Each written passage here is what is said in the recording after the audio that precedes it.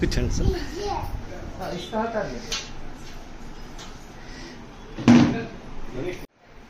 వాళ్ళ అవినీతి బాగోతాలు బయటకు వచ్చిన ప్రతిసారి, వారి చుట్టూ ఉచ్చు బిగిస్తున్న ప్రతిసారి ప్రజల దృష్టిని వాటి నుంచి మరలించే ప్రయత్నం వారు చేస్తూ ఉంటారు.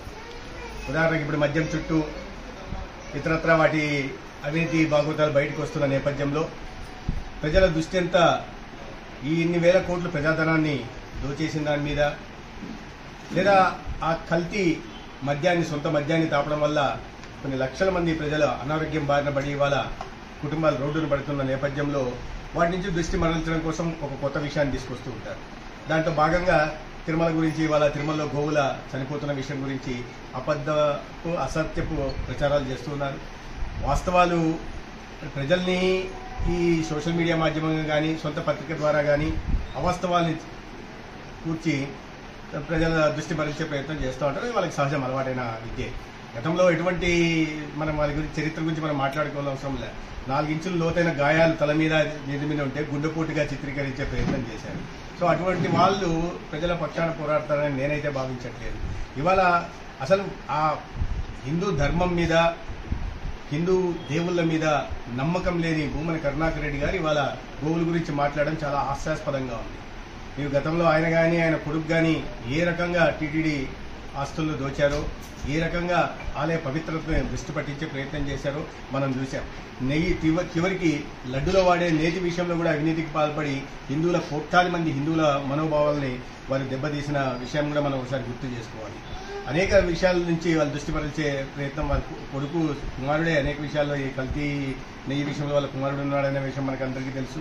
అటువంటి వ్యక్తి, ఆ కుటుంబాలు ఇవాళ ఈ రకంగా మాట్లాడడం, మరి వాస్తవం మీ దాంట్లో ఉంటే కూటమి నాయకులు మీకు సవాల్ ఇస్తారు కదా, రండి చూపించమని చెప్పి, ఎందుకు రాలేదు? డ్రామాలు ఆడడం ఎందుకు?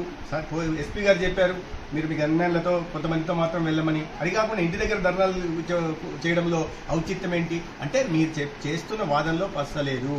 కేవలం ప్రజలు దృష్టి మరల్చడం కోసం, లేదా వారి రాజకీయ లబ్ధి కోసం చేస్తున్న ప్రయత్నం తప్పిస్తే నిజంగానే హిందూ ధర్మం మీద కానీ, లేదా గోవుల మీద కానీ కొత్తగా ప్రేమ పుట్టుకొచ్చిందంటే మనం నమ్మాల్సిన పరిస్థితి లేదు.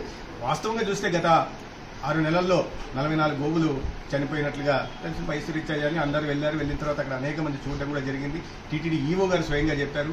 గతంలో ఎప్పుడో వైసీపీ హయాంలో గోవులు చనిపోయిన వాటిని కూడా ఫోటోలు బయటపెట్టారు. దానాలో అవినీతికి పాల్పడి పురుగుల దానాను గోవులకు పెట్టే ప్రయత్నం చేశారు వీరు ఇవాళ వాటి ఆరోగ్య సంరక్షణ పట్టించుకోలేదు. ఇవాళ మాట్లాడడం మాత్రం దయ్యాలు వేదాలు వల్లించినట్టుగా ఉంది. సాక్షాత్ ఈవో టీటీడీ గారు, టీటీడీ ఈవో గారు అన్ని విషయాలు బయట పెట్టడం జరిగింది. దానికి సమాధానం చెప్పట్లేదు. లేదా కూటమి నాయకులు వచ్చి మీరు చూపించండి, సాక్ష్యాలు చూపించడం అంటే చెప్పట్లేదు. అదే 6 నెలల కాలం, గత కాలంలో వైసీపీ కాలంలో 79 గోవులు చనిపోయినట్టుగా ఉంది. మరి దానికి ఏం సమాధానం చెప్తారు? చెప్పకుండా హిందువుల మనోభావాలతో ఆడుకోవడం, మీ రాజకీయ లబ్ధి కోసం, మీ అవినీతి బాగోతాల నుంచి దృష్టి మరల్చడం కోసం ఈ రకంగా చేయడం అనేది సమంజసం కాదు. పైగా కరుణాకర్ రెడ్డి గారి కుటుంబం మాట్లాడడం, టీటీడీ ఆస్తుని ఊర్లో మున్సిపాలిటీకి తరలించి దాంట్లో కూడా దాదాపు 100 కోట్ల అవినీతికి పాల్పడే వాళ్ళ కుమారుడు. ఇంకా ఎందుకు? వారి ఇంకో విషయం కూడా బయటకు వస్తా ఉంది. గతంలో ఎన్నికల దీంట్లో దొంగ ఓట్ల ఫ్యాక్టరీని ఏర్పాటు చేసి లేఅవుట్లోకి, ఎలక్షన్ కమిషన్ లేఅవుట్లోకి వెళ్ళి దొంగ ఓట్లను వాళ్ళు తీశారు. అవి కూడా కోర్టులో ఉన్నాయి, అవి కూడా బయటకు వస్తున్నాయి. వాటి ముందే జాగ్రత్త పడి వాటి నుంచి చూసారా రేపు చెప్పడానికి మేము ఇవన్నీ బయట పెడుతుంటే మా మీద కక్ష సాధింపు చర్యలు చేస్తున్నారు అని ఎలక్షన్ కమిషన్ చాలా తీవ్రమైన ఇదిగా తీసుకుంటుంది వాటిని. దాని మీద ఖచ్చితంగా కఠిన చర్యలు ఉంటాయి.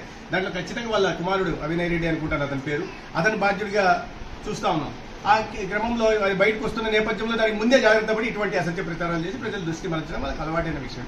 దాని గురించి మనం దాన్ని ప్రత్యేకంగా ఆలోచించాల్సిన అవసరం లేదు. దాని గురించి నిన్న కూడా వారి భాగవతం బయటపడింది, బట్టబయలు అయిపోయింది, ఎక్స్పోజ్ అయిపోయారు పూర్తిగా రాకుండా. కాబట్టి అబద్ధాన్ని బురద చల్లడం పారిపోవడం ఇది వారికి అలవాటు. గతంలో అదే పని చేశారు, మళ్ళీ అధికారంలో ఉంటున్నప్పుడు అదే పని చేశారు. ఇప్పుడు మళ్ళీ ప్రతిపక్షంలోకి వచ్చిన తర్వాత కూడా ఇదే రకంగా అసత్య ప్రచారాలు చేసే ప్రయత్నం చేశారు. అనేక విషయాలు బయట పడుతూనే ఉన్నాయి. దేంట్లో చూస్తే ఆరోగ్యశ్రీ, ఉదాహరణకు ఆరోగ్యశ్రీ 7వ తేదీ ఈ నెట్వర్క్ హాస్పిటల్స్ స్ట్రైక్ పిలిచారు. పిలిస్తే మేము మాట్లాడాం. వారికి 3,500 కోట్లు గతంలో ప్రభుత్వం బకాయిలు పెట్టిపోయింది, వాటిని చెల్లిస్తూ వస్తున్నాం.